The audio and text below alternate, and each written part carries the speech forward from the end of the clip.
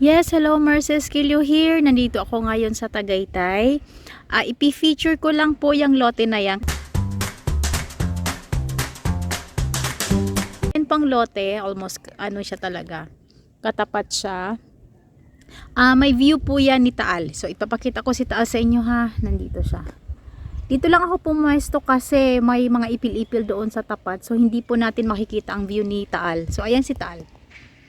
Ayan si Taal po. So bakit ko nasabi na full view siya? Kasi yung kabilang kalsada, kabilang lote nyo kumbaga, yung sa likod ninyo ay kalibel nung bahay na yon.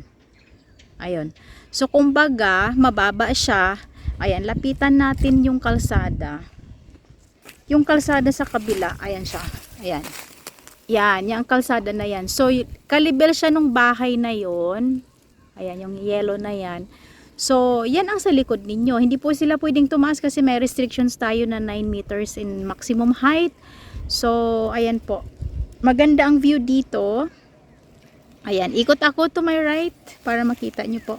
Ayan, may mga bahay-bahay na doon. And, yan po. Ayan, nire-renovate yan kasi nandito na yung may-ari. For good na raw sila. Dito na sila titira. Anyway, yan. So, ayan po siya. Ayan, may bahay din doon sa kabila.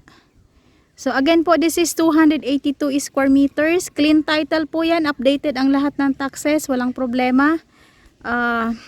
For those interested po, kindly message me or call me, text me anytime para ma-assist ko po kayo. Ito na po yung saktong lote.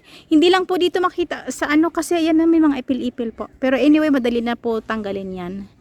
Ayan po. Ayan. Thank you so much.